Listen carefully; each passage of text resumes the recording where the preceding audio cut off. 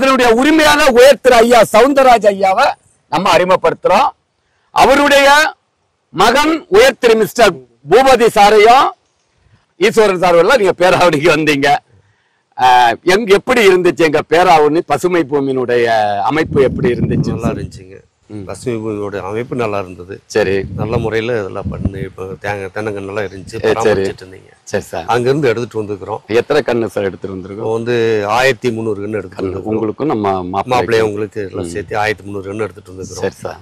வந்து நடவு போடுறதுக்கு உங்களை நேரடியாக வர இன்னைக்கு வந்து நம்ம இருக்கிற தோப்பையும் பார்த்து எப்படி டெவலப் பண்ணலாம் அப்படின்னு சொல்லி போட்டு பார்த்துட்டு சரி சார் அந்த நடவு முறையை சொல்லி கொடுத்தீங்கன்னா அதுல இருந்து கொஞ்சம் இம்ப்ரூவ்மெண்ட் பண்ணலாம். சரி சார். எங்களுடைய பேராவணி எங்களுடைய பசுமை பூமியினுடைய நிறுவனத்துக்கு வந்து ஒட்டு கட்டுறதையும் பாத்தீங்க அப்படிதானே? இப்ப விவாஸ் சாருடைய தோட்டம் 8 ஏக்கர் இது. இப்ப இந்த தென்னங்கண்ட பாத்தீங்கன்னு சொன்னா அரசம்பட்டி நெட்டைன்னு சொன்னாலே உங்களுக்கு தெரியும், ஏறக்குறைய 3 வருஷத்திலே காய்ப்புக்கு வரும். ப்ராப்பரா இல்ல, ஏன்னா இன்னும் ஒரு 6 மாதத்துல பாலை வந்திருக்கணும். ரெண்டாவது ஈவன் வளர்ச்சியும் இல்ல. இதுல என்ன குறைபாடு இருக்கிறது என்பதை நம்ம இப்ப கள ஆய்வு செய்ய போறோம். அந்த கள ஆய்வு செய்வதற்கு முன்பாக ஃபர்ஸ்ட் மண்ணை பார்ப்போம் சார். சரி, மண் எப்படி இருக்குன்னு பார்ப்போம்.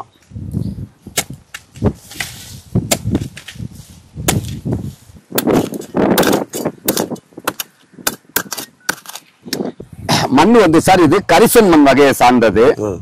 3 அடி வரைக்கும் இதே மண்ணாதான் இருக்கும்.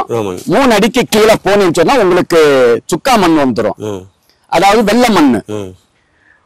ஒரு மண்ணு வளமா இருக்குன்னு சொன்னா மண்புழுக்கள் பாருங்க எவ்வளவு ஆரோக்கியமா இருக்குன்னு பாருங்க.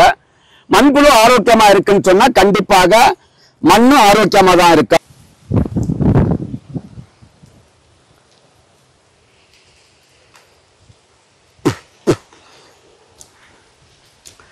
மண் வந்து இது கரிசன் மண் வகையை சார்ந்தது.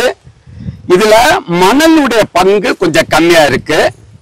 ஒரு வளமான மண்ணுன்னு சொன்னா வண்டல் மண், மணல், களி 3 சரிசமமா இருக்கணும்.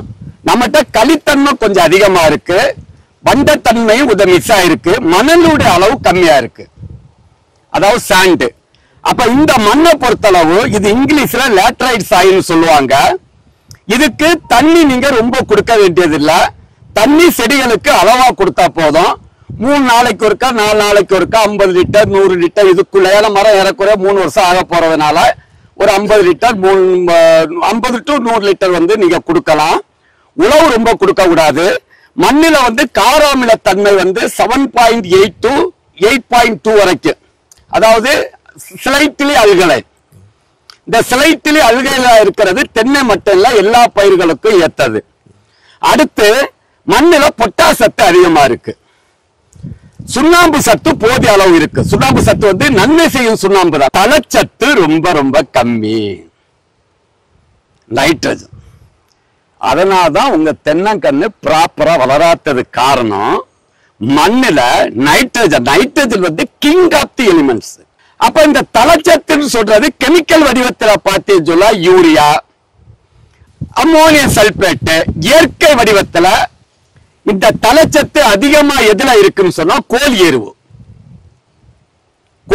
பவுல்ட்ரி மெனூர் வந்து இயற்கை வடிவத்துல வந்து இந்த நைட்ரஜன் வந்து அதிகமா இருக்கு. கோழி எருவுனா எந்த மாதிரி கோழி எருவு? பிராய்லர் கோழி இருக்குன்னா அந்த கோழி எருவோ. பிராய்லர்ல வந்து மஞ்சி போட்டு நம்ம கோழி எருவு, மஞ்சியும் கோழி எருவு மிக்ஸ் ஆகி வருங்க. இதே வந்து வேற பெரிய கோழி பண்ணா வெறும் கோழி எருவு மட்டும் வரும். இந்த மண்ணுக்கு வெறும் கோழி எருவு வர்றது நல்லது. நேரடியாவே நீங்க கோழி எருவோ கொடுக்கலாம். சின்ன காய்கறி பயிர்கள் பழச்செடிகளுக்கு கொடுக்க கூடாது. தென்னை மரப்பயிர்களுக்கு நீங்க கோழி எருவு ஆற போட்டு தான் கொடுக்கணும்னு கட்டாயம் கிடையாது. ஆற போட போட அதனுடைய சத்துக்கள் வந்து குறையும்.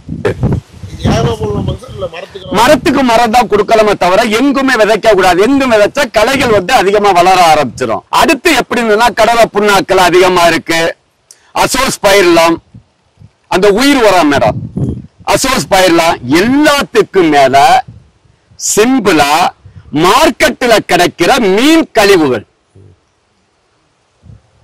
அதாவது நீங்க எங்குமே உரத்தை தேடியெல்லாம் அலைய வேண்டியதில்லை. அதை ஒரு குழி எடுத்து புதைச்சா போதும்.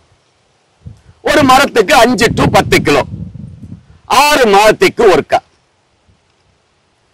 இல்லைன்னு சொன்ன இதுல தோரை, தக்க பூண்டு, கொளிஞ்சி எல்லாத்துக்கு மேல கொள்ளு அல்லது தட்டப்பயிர் அல்லது அகத்தி இத மாதிரி வேர் முடிச்சு தாவரங்கள் நீங்க நிறைய கொடுக்கணும். அப்ப இத முதல் இன்னும் 3 மாதத்துல இத நம்ம பச்சையாக்கணும். முதல் வேலை இத பச்சையாக்கணும். அதுக்கு என்ன செய்யறதுன்னு சொன்னா, முதல் உங்க தோட்டத்துல இருக்கிற அந்த இது இருக்கிற பார்த்தீனியன் செடி அதை எல்லாத்தையும் புடிங்கி தென்னை மரத்துக்கு உரமா மாத்துங்க. கழிவுகள் நிறைய கொடுக்கணும். இங்க பாருங்க, தண்ணி தூர்கிட்ட நீங்க பாயக்கூடாது. இந்த மேல் மண்ணை வறண்டு இப்படி இங்க அணைக்கணும். இப்படி அணைச்சு இங்கதான் தண்ணி கொடுக்கணும் 3 அடிக்கு வெளியில.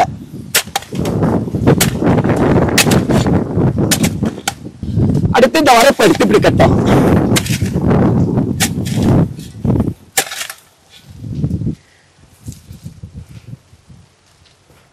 இங்கதான் தண்ணி பாயணும். இதுக்கு மேலே மண்ணு போடக்கூடாது. இறங்கு வரிசையில இங்க மேடு இங்க பள்ளம். அதாவது வரத்திலிருந்து 3 அடி தள்ளி 2 அடி அகலம், 1 அடி ஆழம். ஏன்னா மழை காலங்களில் தண்ணி தேங்குறதுனால 3 அடி தள்ளி 2 அடி அகலம், 1 அடி ஆழம். 1 அடி ஆழம் இந்த மட்டத்திலிருந்து 1 அடி இது இருந்து ஒரு அரை அடி, ஒரு அரை அடி கூட. மொத்தத்தை இந்த வரப்போட சேர்த்து 2 அடி உயரம். இந்த வரப்போட அப்ப வரப்பு கடாயத்தால் இங்கே ஆழப்படுத்தணும்.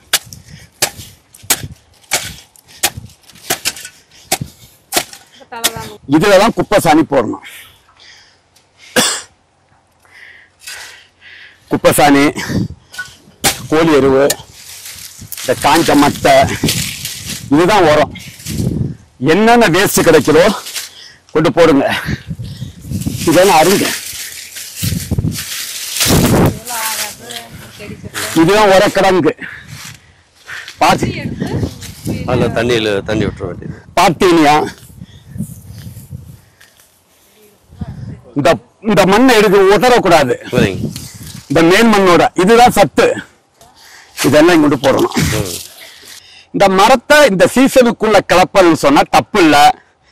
ஆபத்துக்கு சில கெமிக்கல் கொடுக்கிற தவறுல ஒரு 1/2 கிலோ யூரியா கொடுங்க. 20 கிலோ கோழி எருவு, 1/4 கிலோ மெக்னீசியம் சல்பேட். எங்களுக்கு ஈஸியா பிராய்லர் கோழி பண்ணையில மஞ்சியோட இருக்கிற கழிவுகள் தான் கிடைக்கும். 10 கிராம் பூம் பூஸ்டர், 1/4 கிலோ எண்ணெய் எடுக்காத வெப்பம் முன்னாக்கு. இத முதல் தடவை ஃபர்ஸ்ட் போடுங்க. இந்த வீடியோ லட்சக்கணக்கான விவசாயிகளுக்கு உங்களுக்கு மாடல் ஃபார்மா நீங்க இதை மாத்தணும். இதை நீங்க செக் பண்ணணும். இவர் என்ன சொன்னது உண்மையா பொய்யா? கண்டிப்பா சொல்ற 3 மாதத்துல இந்த மரமே உங்களை அழைக்க வாங்க வாங்க வாங்க.